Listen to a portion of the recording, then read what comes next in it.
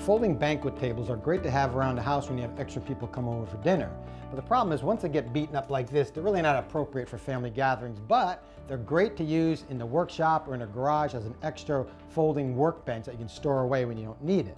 The problem is, at only 29 inches tall, it's a very uncomfortable working height because you're always stooped over. So I have a trick for extending the legs to a more comfortable working height. I took some 1-inch diameter PVC pipe, and I have a cap, and you just slip it right over. This is 1 inch inside diameter. Slip it right over the metal leg, and I put the cap on. You don't even have to bother gluing it, just put it on. Now I'm gonna put one, of course, on each of the other 3 legs.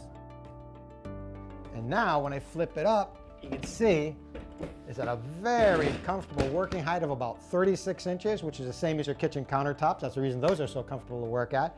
And again, when you don't need it, you can just fold it up and store it away.